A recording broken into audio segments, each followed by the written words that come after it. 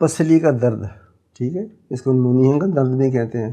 بہرحال یہ عموماً جو سردیوں میں پسلیوں کا درد ہوتا ہے اس کے لیے بہترین چیز ہے۔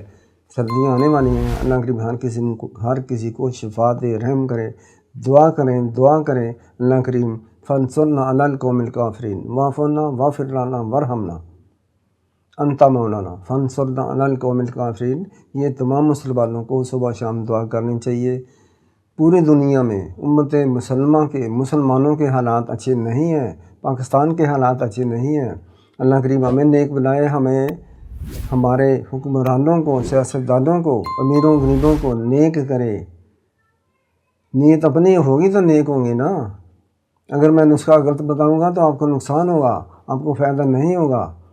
اللہ کریم حکمرانوں کے دلوں میں نیک تمنائیں ہمارے لیے، ملک و ملت کے لیے۔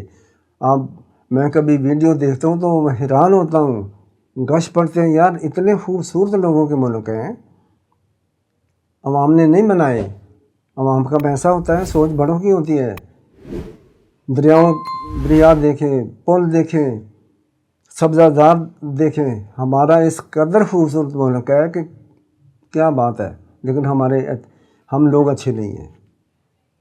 اللہ کریم رحم کرے۔ نسخہ حاضر خدمت ہے، نسخہ ذات الجنب، پسلیوں کے درد کا نسخہ پیش کرتا ہوں۔ وہ یہ ہے کہ 10 گرام زنجبیل لینی ہے، یعنی کہ سونڈ 10 گرام، رنڈ کی جڑ کا چھلکا۔ زنجبیل 10 گرام، رنڈ کی جڑ کا چھلکا 70 گرام۔ ان دونوں کو 2 کلو پانی یعنی کہ 2 لیٹر پانی میں جوش دیں۔